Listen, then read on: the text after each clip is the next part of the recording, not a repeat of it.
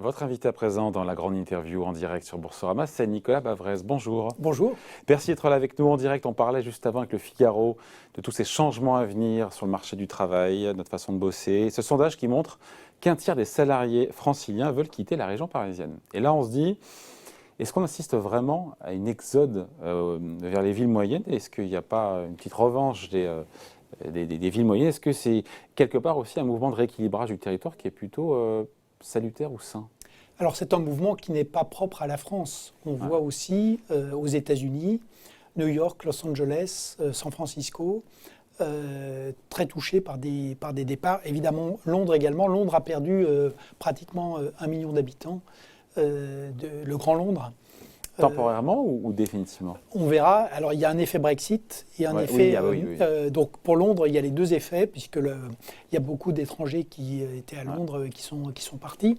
Mais donc, il est vrai que les métropoles, aujourd'hui, vont connaître une forme d'exode. À long terme, elles resteront gagnantes, mais il va y avoir un trou d'air. Si on prend par exemple la France, les métropoles depuis 2000 jusqu'à l'épidémie avaient créé pratiquement 81% des emplois et elles sont à l'arrêt pour ce qui concerne les créations d'emplois depuis le choc de l'épidémie.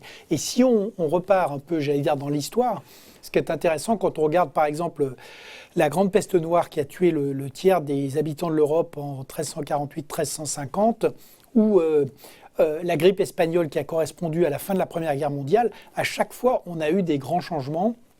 Donc, la peste noire, il y a eu par exemple, au Royaume-Uni, ce qui était l'Angleterre de l'époque, il y a eu 1200 gros bourgs qui ont été rasés de la carte, qui ont été désertifiés. Et il y a eu des gains de productivité derrière très importants, une augmentation des salaires et des gains de productivité, parce qu'il y avait beaucoup moins de gens. Il a fallu mieux les payer.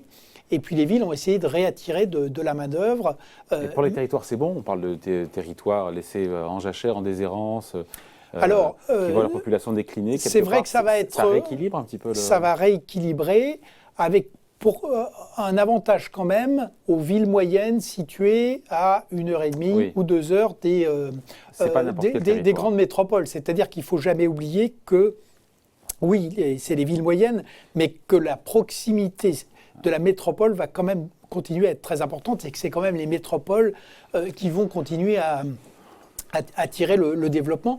Mais c'est vrai qu'on va avoir des modes de vie qui vont se transformer. Donc tout ce qui a été dit sur l'importance du télétravail et en même temps des tensions qui vont naître parce que le télétravail ne peut pas fonctionner pour tout le monde. Donc on va avoir un écart entre les cadres, toute une série de métiers de conception où le télétravail est tout à fait facile, et puis des emplois de première et de deuxième ligne. On apprend encore les inégalités, après les inégalités salariales, de patrimoine. Oui, mais on en revient toujours à la même chose. C'est aussi ce que montrent d'ailleurs les études de celui qui vient d'avoir le prix du jeune économiste, c'est-à-dire que la robotisation, contrairement à ce qu'on dit, ne détruit pas d'emplois, elle en crée, mais ce ne sont pas les mêmes. Donc qu'on raisonne révolution numérique, qu'on raisonne transition écologique, qu'on raisonne impact de l'épidémie, le secret, ça va toujours être de former les gens, de les accompagner pour qu'ils puissent s'adapter et ne pas simplement subir ces évolutions. Si on veut essayer de les freiner ou de les arrêter, on sera évidemment perdant. Donc il faut les accompagner. Pour ça, il faut des sous. Et pour ça, il faut des sous. Oui, mais il faut de l'argent public. Oui, mais il y a parfois, on en a et on ne l'utilise pas. Regardez le chômage partiel. On a mis, l'État a payé encore, depuis le début de l'année, on a pratiquement 3 millions de Français en chômage partiel. On n'a pas du tout profité de ce chômage partiel pour les former, alors qu'ils sont déjà payés par la collectivité. Donc vous voyez, si on était un peu plus vif et agile, on pourrait quand même avoir quelques idées. Et sur le chômage partiel en plus, c'est les gens qui sont les plus exposés, puisque c'est ceux qui sont dans les entreprises, qui sont à l'arrêt, et il y en a un certain nombre qui vont s'arrêter. Donc on aurait pu être beaucoup plus proactif pour, en tout cas, ceux qui avaient le souhait de commencer à évoluer ou à changer, on aurait pu les accompagner. On s'est contenté de les indemniser, c'est évidemment très bien de les indemniser, mais c'est typique de cet État-providence à la française, où on est toujours, si vous voulez, dans l'indemnisation passive et jamais dans la préparation positive. On ne s'occupe pas en fait de ce qui devrait être notre principale arme pour le XXIe siècle, c'est-à-dire l'amélioration du capital humain. Ouais. Après, encore une fois, il faudra quand même des sous pour faire tout ça, notamment la transition écologique. Et quand on voit avec quel boulet on a aujourd'hui, mais il fallait le faire, ça a été annoncé hier par Bruno Le Maire, 9,4 points de déficit public, 220 milliards d'euros, on l'a évoqué hier dans l'émission, de déficit pour cette année. C'est le prix à payer pour cette politique du quoi qu'il en coûte. Et en même temps, on a Bruno Le Maire qui nous dit, mais ce quoi qu'il en coûte, il doit prendre fin, il n'est pas tenable à long terme. Donc il a conscience qu'il faut quand même lever un peu le pied là. Mais si vous voulez, il y a 3 moments de cette crise. Et dans ces 3 moments, l'État est très important. Et d'ailleurs, c'est là aussi une des grandes ruptures. On a parlé des ruptures du travail, des ruptures dans l'organisation des entreprises et du management. Il y a une rupture sur le paradigme de politique économique avec un retour en force de l'État, des dépenses publiques et des impôts dans les pays qui pourront les augmenter, ce qui sera évidemment un problème pour la France. Et donc, 3 temps de cette grande crise. Il y a le premier temps qui est le temps de la protection. Et ça, le job a été fait. C'est le quoi qu'il en coûte, effectivement. Et rien à redire. On peut même penser que la France est peut-être allée trop loin. Pourquoi ? Parce qu'il y a le deuxième temps qui est le temps de la relance. Et puis il y a le troisième temps qui est le temps de la préparation des changements structurels, donc l'adaptation à la révolution numérique, à la transition écologique. La relance, point 2 et point 3, se match un peu en France. Je veux dire, quand on a le plan de relance, on nous parle bien de préparer la France à l'horizon 2030. Ben justement, le problème, c'est qu'en France, on a eu un énorme temps de la protection. Ouais. On a de l'argent qui est fléché sur l'économie idéale de 2030. Et c'est bien. Oui, mais on a un trou sur l'étage numéro 2 de la fusée, qui est la relance. En fait, le quoi qu'il en coûte a mangé les fonds pour la relance. Et si on rate la relance et l'étage numéro 2 de la fusée... Il fallait mettre quoi dans cette relance ? Il fallait mettre quoi alors ? Ben, je crois qu'il aurait fallu avoir un accompagnement beaucoup plus rapide du retour à l'activité précisément et des entreprises et des salariés. Ben, typiquement, vous voyez par exemple la formation des gens qui étaient en chômage partiel et puis on va regarder ce qui va se passer maintenant sur le... mais vous voyez, si on prend les États-Unis, alors c'est très différent parce qu'il n'y a pas d'État-providence, mais les plans Biden dessinent quand même bien ces 3 horizons. C'est-à-dire un horizon qui est l'horizon du soutien avec déjà les mesures Trump, donc ça fait à peu près 14% du PIB. Le plan d'investissement infrastructure transition écologique de 2250 milliards sur 10 ans, et puis le plan... Qui était un petit peu revu à la baisse il y a quelques jours. Voilà, un peu revu à la baisse. Et le 3e plan qui est famille, capital humain, réduction des inégalités.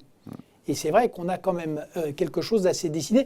En réalité, le problème de la France, c'est que sous prétexte de relance, en réalité, dans la pseudo-relance, on a beaucoup de mesures, Ségur de la santé ou ce qu'on a fait sur l'éducation, ce qui n'est pas forcément mal en soi, mais on a simplement augmenté les dépenses de la fonction publique sans aucun gain de productivité et on fait passer ça pour de la relance alors que c'est simplement de la dépense budgétaire supplémentaire. Je disais dans les Échos, puisqu'on parle de déficit et donc de dette, sur les calculs de l'IFF, la dette totale française, quand on met à la fois l'État, les entreprises, les ménages français, c'est la dette qui a le plus augmenté en 2020 dans le monde, plus 50 points de PIB pour l'ensemble de la dette de tous les agents économiques. Non, on oublie toujours que... On se dit qu'on sort malgré tout affaibli dans cette crise. La France sort affaiblie avec lesté de dette. Si vous voulez, contrairement à ce qui est dit aujourd'hui, la France, elle sort dans un état critique.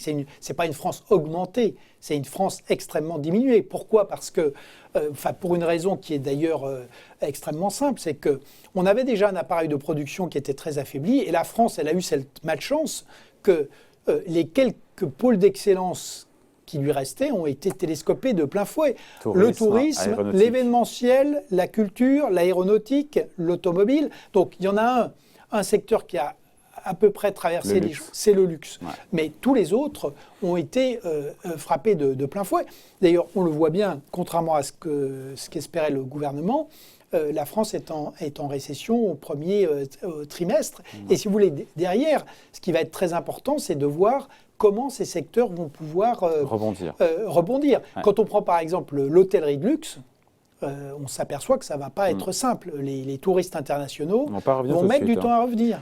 Après, on a Doctolib qui affirme que, puisqu'on parle maintenant de vaccination, parce que c'est ça, la sortie de crise, elle passe par une campagne de vaccination, autant on a pu gloser et admonester, tancer le gouvernement sur le début de cette campagne, autant aujourd'hui, le Doctolib nous dit, objectif 30 millions de personnes vaccinées, enfin au moins une dose, avec une première dose sera atteinte dans 9 jours, soit 5 jours d'avance sur le calendrier du gouvernement, avec un seuil de 50% de primo-vaccinés le 21 juin. On a rattrapé notre retard là. Sur le plan on était un diesel sur la vaccination. Exactement, mais c'est vrai d'ailleurs, pas seulement de la France, mais de l'Europe. Et là, je crois qu'il faut quand même rendre hommage à Thierry Breton, qui a récupéré un dossier des vaccins qui était quand même bien mal engagé. Et je dois dire que le fait d'avoir un véritable industriel comme commissaire a été extrêmement précieux, puisqu'il a vraiment fait le tour des usines, il a réorganisé production, logistique, et là, ça marche. Donc, de fait, l'Europe, je pense que notre gros risque, il est plus tellement sur les vaccins. C'est-à-dire qu'on va se retrouver en excédent de vaccins, ce qui n'est pas grave du tout, parce qu'il ne faut jamais oublier, ce qu'on oublie beaucoup dans les pays développés, qu'il va falloir vacciner le monde émergent si on veut être débarrassé de ce... Et pas se prendre en boomerang à un variant au carré. Exactement, parce qu'on voit très bien qu'entre les variants indiens, sud-africains, brésiliens ou autres, c'est le virus qui mute le plus facilement. Donc, il va y avoir un véritable intérêt, et pour l'Europe, elle a un intérêt stratégique avec un continent qui est à ses portes, qui est l'Afrique, et qu'il va falloir aider à se débarrasser de cette épidémie. Donc, sur le plan des vaccins, on va passer de la pénurie au trop-plein, et c'est très bien. Il faudra simplement être rapide, c'est-à-dire que si on a des variants qui échappent vraiment au vaccin actuel, il faudra pouvoir très vite développer de nouvelles. En revanche, comme je l'ai dit, on a quand même un problème sur la relance. Quand on regarde les chiffres de l'OCDE, c'est vrai que la relance va être plus rapide que prévu, mais on va être à 9% en Chine, on va être à 7% aux États-Unis. Zone euro, c'est 4,4% et 4,2% l'an prochain. Donc, alors, qui est la faute ? Mais, et si vous voulez, quand on regarde combien de temps il va falloir pour se retrouver au niveau... de décembre 2019. Voilà, les États-Unis vont y être cette année. La zone euro, ça va être plutôt fin 2022, début 2023. Et les grands émergents, comme l'Inde, le Brésil, l'Afrique du Sud, ça va prendre entre 3 à 5 ans. Donc ça donne quand même une idée de l'intensité du choc. Et puis enfin, il y a 2 types de risques qu'il ne faut pas oublier, même si aujourd'hui... on a tendance à les sous-estimer.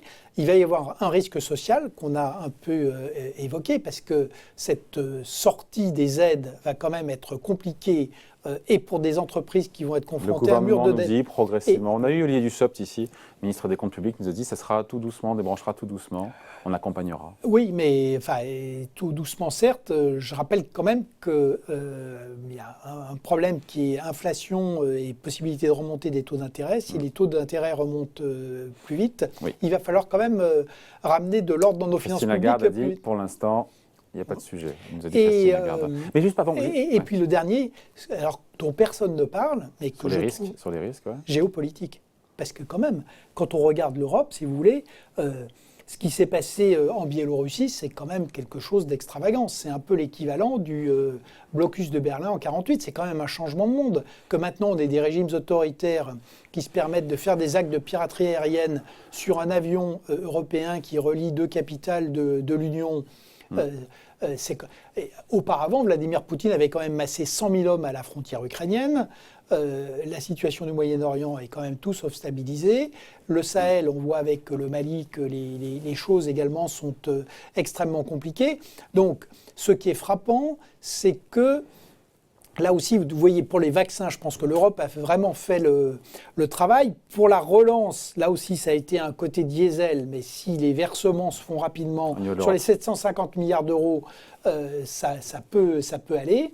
En revanche, sur la géopolitique, je pense que l'Europe n'y est pas du tout et qu'elle reste dans le déni, qu'on a des partenaires qui acceptent de parler de souveraineté européenne en matière commerciale, en matière industrielle, en matière technologique, mais qui sont... Alors là, c'est le mauvais côté de l'élection de Joe Biden, c'est que pour la plupart de nos partenaires européens, on est de retour à l'Amérique de 1945 qui va s'occuper de... Et donc, on a remis les clés aux États-Unis pour qu'ils s'occupent de la sécurité du continent avec la Russie ou avec la Chine ou avec la Turquie. Et je pense que c'est malheureusement un pari qui est un mauvais pari parce que, d'abord, il y a beaucoup de choses que l'OTAN ne couvrira jamais, à commencer par le terrorisme et les migrants, ce qui n'est quand même pas des petits thèmes. Et je pense que également pour, par exemple, les relations avec la Turquie, ce ne sont pas les États-Unis seuls qui vont régler nos problèmes avec Recep Erdogan.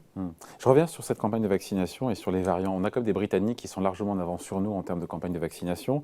Et pourtant, ils redoutent l'arrivée, encore une fois, de l'avènement de ce variant indien. Personne ne peut prédire aujourd'hui où en seront les variants dans 6-9 mois. On a toujours cette épée de Damoclès, même si la campagne de vaccination nous donne une porte de sortie. Non, ce que c'est ce que disent les médecins qui sont compétents. C'est la différence avec moi. Mais en revanche, il est clair que tous les médecins sérieux savent que les coronavirus sont les virus qui mutent le plus facilement. Et donc, on a une pandémie mondiale. Ce virus s'est déployé partout.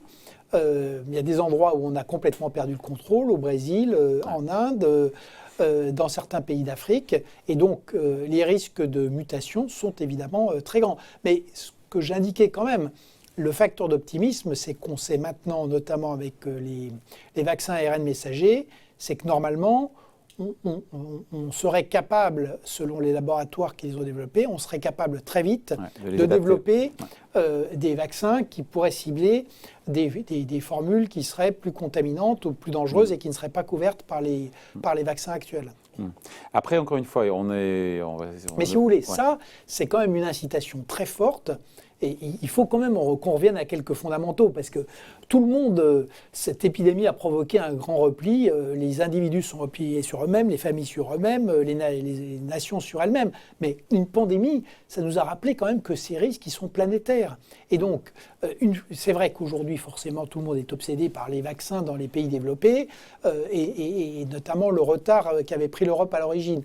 Mais rappelons-nous que la vaccination universelle ne relève pas seulement d'un devoir vis-à-vis de l'humanité, elle relève d'un intérêt bien compris des pays développés. Et donc, il faudra éviter d'être égoïste et à courte vue. On a un vrai intérêt à éradiquer ce virus. Et on ne l'éradiquera que si on est capable de mettre à disposition des pays émergents, et notamment des plus pauvres, des traitements qui soient accessibles en prix, avec une logistique qui fonctionne dans ces pays-là. Et donc, il y a un vrai travail à faire sur ce point, et qu'on oublie trop souvent quand même dans nos pays, à mon sens. En attendant, on ne va pas bouder notre plaisir. On peut de nouveau aller au restaurant, en terrasse. Encore une fois, le 21 juin, la moitié de la population française sera vaccinée. L'embellie économique semble quand même devant nous. Est-ce que c'est une configuration de sortie de crise qui peut profiter ou pas au président de la République, Emmanuel Macron, dans l'optique évidemment de 2022? Alors, il va y avoir effectivement un boom de sortie des mesures sanitaires, qui est quelque chose de mécanique. Il ne faut jamais oublier que cette crise, elle est très singulière, parce que c'est pas une crise provoquée par le capitalisme ou les entreprises ou les déséquilibres de l'économie.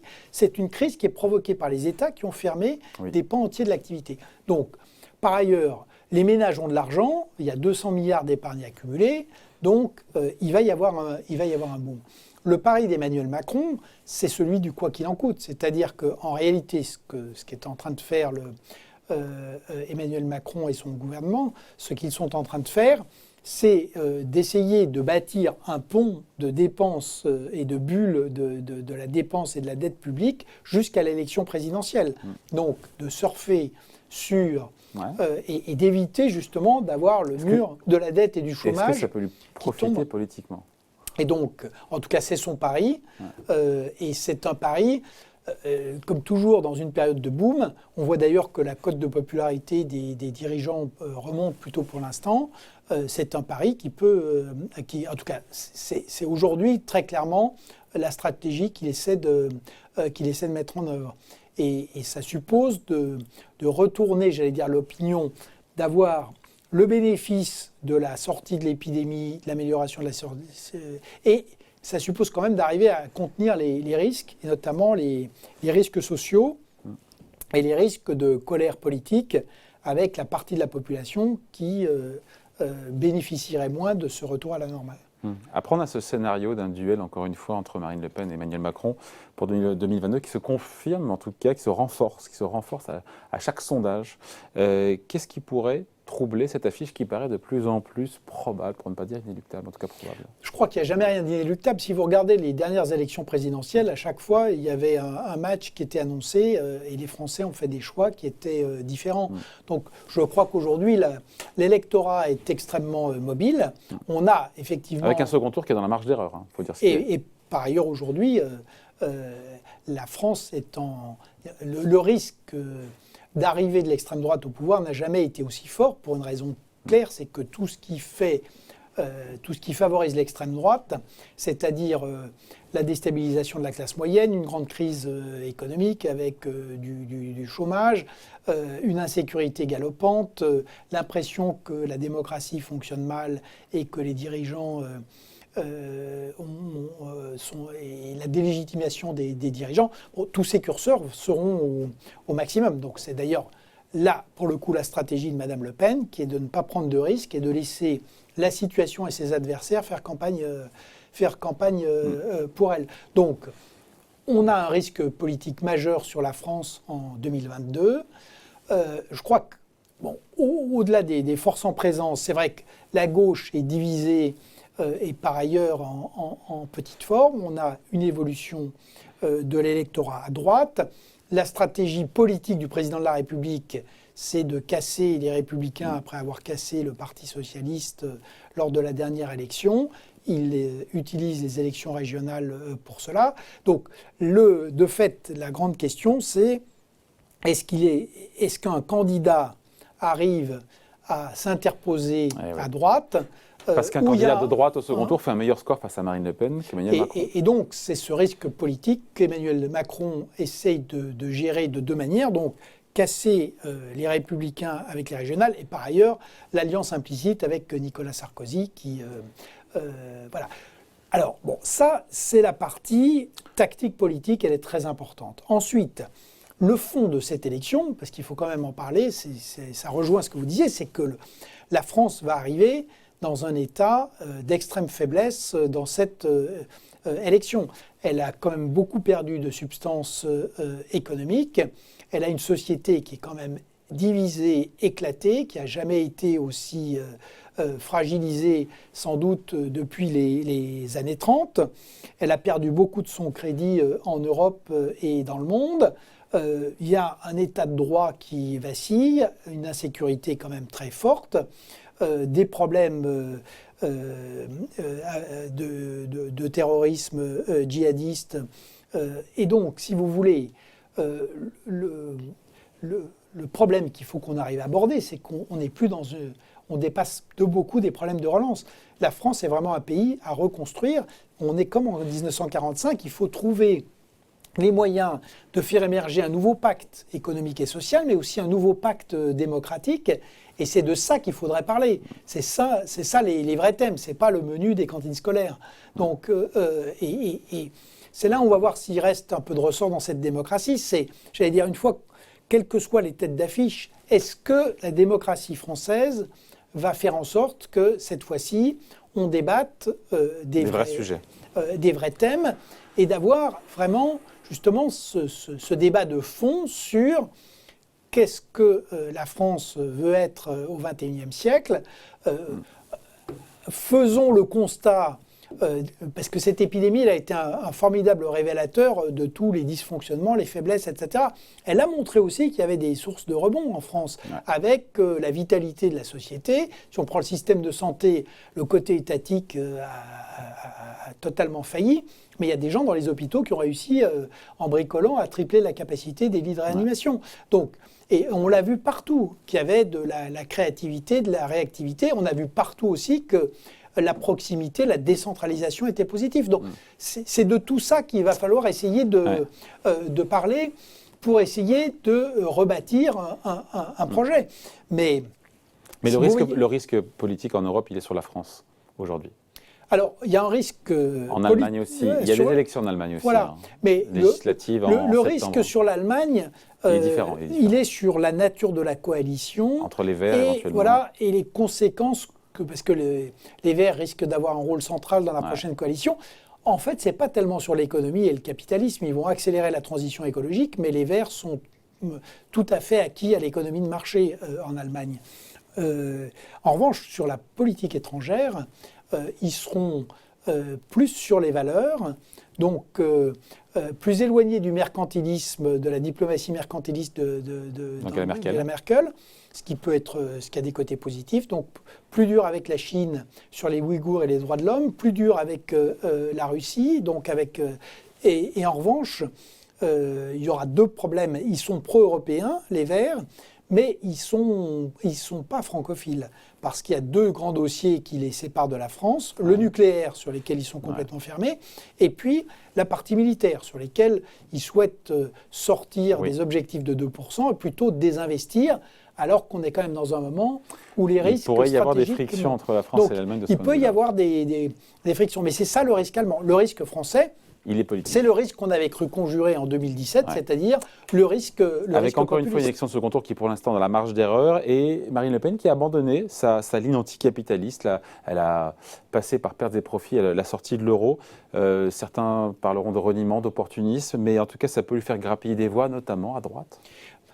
Bien sûr, mais c'est un peu ce qu'a fait également Matteo Salvini en Italie, c'est-à-dire que un des éléments intéressants sur l'Europe et qu'on pointe assez peu, c'est que finalement, le choix qu'avait dû faire Tsipras en Grèce, qui finalement a fait les réformes, alors qu'il venait de l'extrême gauche, pour éviter de sortir de l'Union et de l'euro, en fait, la plupart des populistes sont en train de faire ce pari.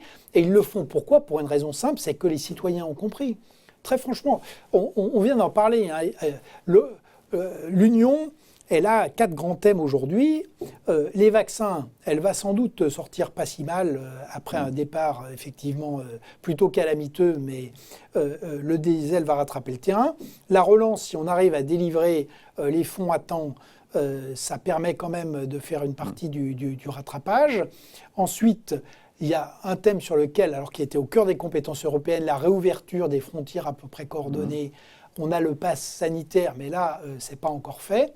Et puis, il y a les problèmes géopolitiques sur lesquels, là, pour l'instant, ça diverge. Mais les citoyens européens, vous voyez, par exemple, sur les vaccins, c'est la première fois, depuis très longtemps, que l'Union retisse un lien direct, quotidien, avec chaque citoyen européen. La relance, si elle ne marche pas trop mal, c'est la même chose. Et donc, les citoyens européens se rendent très bien compte que, et par ailleurs, c'est vrai que le Royaume-Uni a très bien réussi l'opération vaccination. En revanche, l'économie britannique, on va voir un peu ce qu'elle fait dans les prochains mois, mais pour l'instant, c'est tout sauf brillant. Et c'est plutôt moins bien aujourd'hui que ce que fait l'Union, même si l'Union est poussive comparée aux États-Unis et à la Chine. Donc, c'est vrai qu'il y a un nouveau rapport des citoyens qui se construit avec l'Europe et qui a un côté, et on voit bien qu'il y a, sur ces grands risques planétaires, l'Union est utile. Et elle est utile pas seulement pour des grandes idées, mais dans la vie quotidienne des citoyens. Ça, c'est un point qui est très important et qui explique le revirement des partis populistes. Des politiques.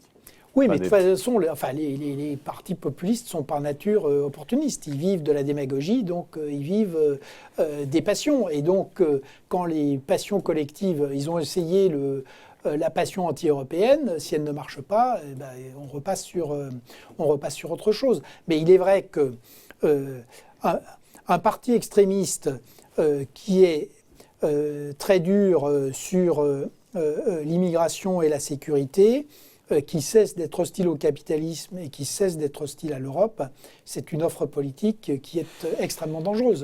Et donc, il va falloir en tenir compte. Mais d'où la nécessité, si vous voulez, ce qu'on ne voit pas aujourd'hui, c'est que face aux populistes, d'abord, il ne sert à rien, le discours moral ne sert à rien. Ce qu'il faut, c'est répondre aux problèmes concrets des citoyens. Ce qu'a fait l'Europe, mais on ne peut pas dire que ce soit fait forcément en France sur bien d'autres thèmes.